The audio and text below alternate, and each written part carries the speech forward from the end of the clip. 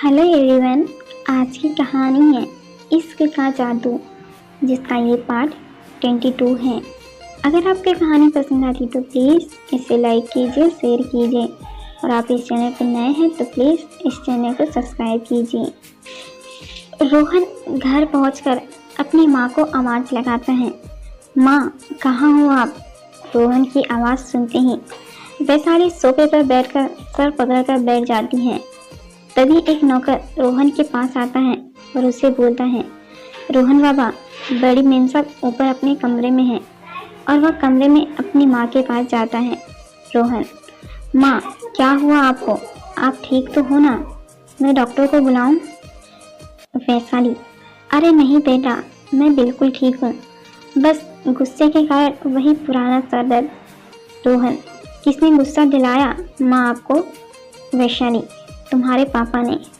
रोहन, पापा ने? क्या बोला उन्होंने? वैशाली, उन्होंने कहा तुम निकम्मे हो, तुम कुछ भी नहीं कर सकते हो।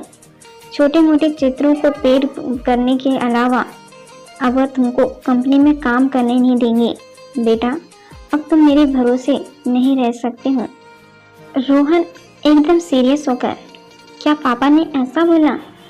फिर 2 मिनट कुछ सोचने के बाद खुशी से उछलता है और बोलता है, अरे वाह, यह तो बहुत अच्छी बात है। मेरी तो सारी प्रॉब्लम ही खत्म हो गई।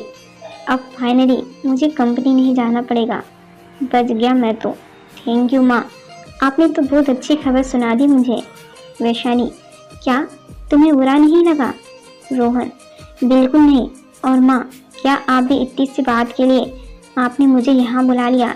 अगर अब कोई और बात नहीं है तो मैं जा रहा हूँ यहाँ से। वैशाली, रोहन, रोहन सुनो तो। रोहन को हालांकि इस बात पर थोड़ा गुस्सा आता है, लेकिन वह वैशाली की कोई और बात सुने बिना बाहर चला जाता है। तभी रोहन के पास सुमित का फोन आता है।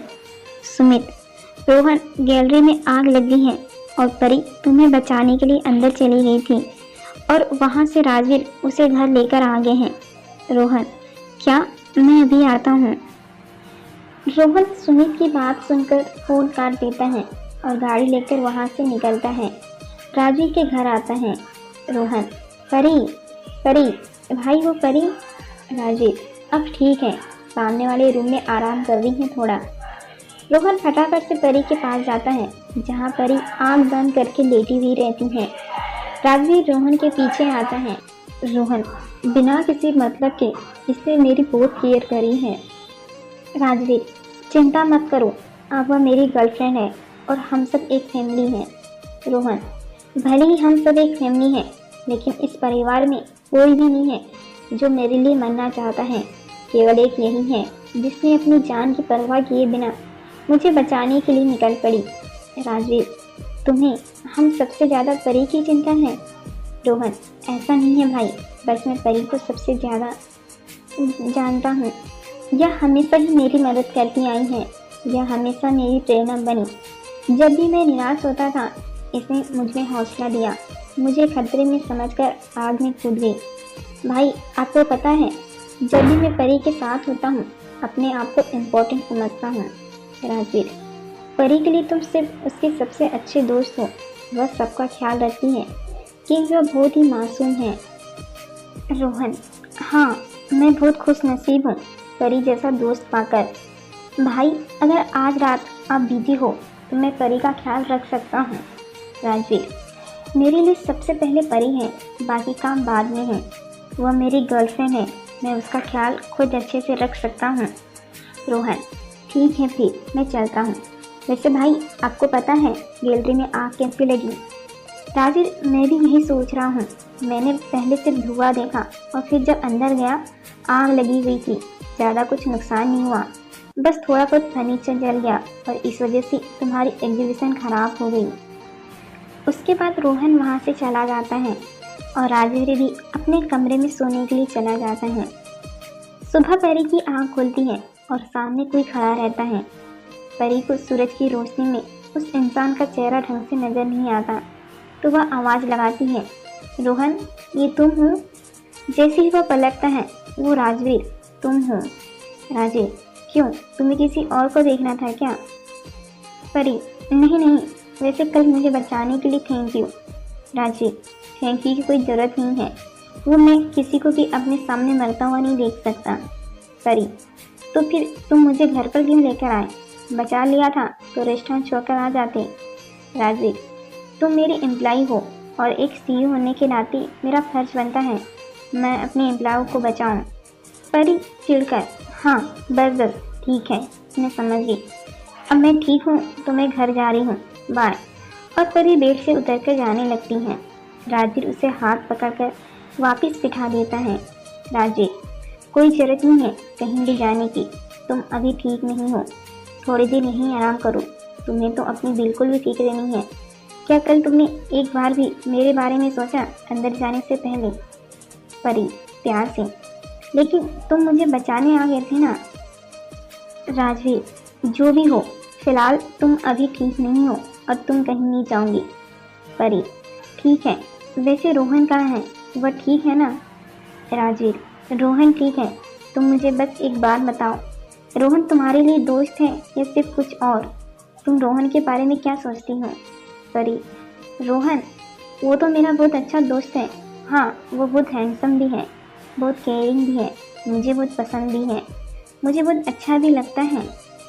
राजवीर, ठीक है, बस तो बहुत हुआ, बंद करो अपना यह रोहन पुराण। सिर्फ एक ही बात पूछी थी, तुम तो चालू ही हो गई। परी, पेंटिंग भी बहुत अच्छा बनाता है, लंबा भी है, उसे देखकर लगता है जैसे वह कहीं का राजकुमार हो। लेकिन राजवीर, जो कि रोहन की इतनी तारीफ सुनकर चिढ़ जाता है, बोला ना मैंने, बस बहुत हुआ, आज के लिए इतनी तारीफ काफ़ी है, मैं ऑफिस जा रहा हूँ, तुम्हें भी अपना भी काम करना है तो कर लो, बाय। और कहीं जाने की ज़रूरत नहीं है, अपना ध्यान रखना।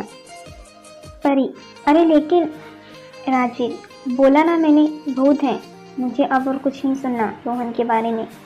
इतना बोलकर राजीव वहाँ से चला जाता है। परी, अरे चला गया, मेरी बात भी नहीं सुनी पूरी।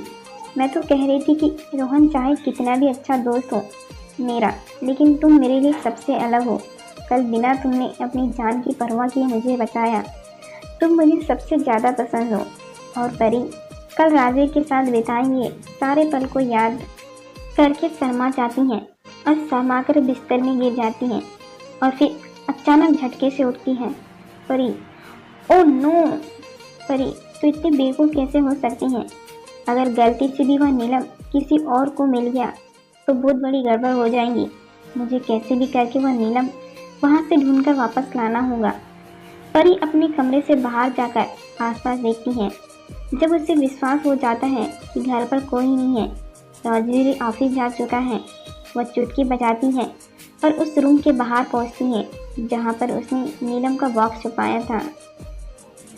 वहाँ पर सिक्योरिटी रहती है, उनसे जाकर बात करती हैं और कैसे ना कैसे करके उनको रूम में जाने के लिए मना लेती हैं। रूम में जाकर परी हर जगह उस नीलम को ढूंढती है, लेकिन वह बॉक्स कहीं भी नहीं मिलता। परी, क्या यहाँ से कोई सामान बाहर लेकर गया है?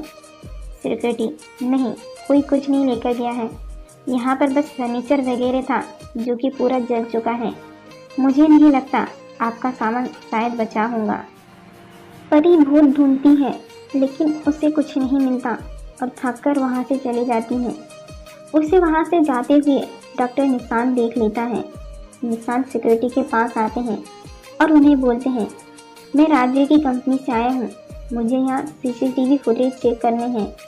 सिक्योरिटी, सॉरी सर, लेकिन हम पुलिस और राजीव सर के अलावा उसे किसी को नहीं दिखा सकते, हमें ऊपर से ऑर्डर है। निशान, ठीक है, लेकिन मैं इस कमरे में तो जा सकता हूँ ना, मेरा कुछ सामान यहाँ रह गया था। सिक्योरिटी, नहीं, आप इस कमरे में भी नहीं जा सकते, पता नहीं सबको क्या हो गया है, इसी कमरे में सब अपना सामान भूल कर गए हैं क्या? निशान, सब भूल कर गए हैं, मतलब क्या? वो लड़की इस कमरे में कुछ ढूंढने आई थी? सिक्योरिटी, हाँ, वो मैडम ही अपना कुछ सामान भूल गई थी, बहुत ढूंढा लेकिन उन्हें मिला नहीं, इसीलिए वह फिर चली गई और आप भी चले जाइए। इतना बोलकर सिक्योरिटी भी नीचे चला गया और सिक्योरिटी के जाते ही चुपचाप निशान उस कमरे में घुस गया। निशान ने उस कमरे में कोने कोने में हर जगह उस नीलम के बॉक्स को देखा, लेकिन उसे कहीं नहीं मिला। वह फिर वहाँ से बाहर जाने लगा, लेकिन जैसे वह कमरे के गेट के बाहर आया तो एक लकड़ी के टुकड़े के नीचे उसे वह नीलम मिल गया जो परी को चोट लगने से बना था। उसने वह नीलम उठाया और चुपचाप उसे लेकर वहाँ से चला गया। अपनी गाड़ी में बैठकर उसने वह नीलम का टुकड़ा निकाला और फोन में अपने उस नीलम के टुकड़े की फोटो निकाली जो उसे राजवीर के हाथ पर मिला था। निशान, ओह माय गॉड, यह नीलम उस वाले नीलम से बिल्कुल अलग है, क्योंकि उन दोनों के आकार में बहुत अंतर था। लेकिन यह कैसे मुमकिन है? मुझे कैसे भी करके सच का पता लगाना होगा। वह किसी को कॉल लगाता है और बोलता है, मुझे तुम्हारे घर के पास वाले गार्डन में आकर मिलो, बहुत ज़रूरी बात है। ऑफिस में सुमित राजवीर के केबिन में आता है। सुमित, बॉस आपने बुलाया? राजवीर, हाँ सुमित, नीलम के बारे में और क्या जानकारी मिली? सुमित, नहीं बॉस, अभी तक ज़्यादा कुछ पता नहीं चला है, पर हम पता लगा लेंगे। क्या हम इस मामले में पुलिस को बुला लें? राजवीर, नहीं, उसकी कोई ज़रूरत नहीं है, क्योंकि जिसने भी नीलम चुराया है वह हमारी ही कंपनी का है। इसीलिए हम बस उसे मौका देंगे अपने आप सामने आने का, नहीं तो उसका और हमारी कंपनी दोनों का नाम खराब होगा। उधर निशान उस इंसान का वेट कर रहा होता है जिसने उसको अभी फ़ोन करके बुलाया था, और वह इंसान वहाँ पर आ जाता है। वह इंसान और कोई नहीं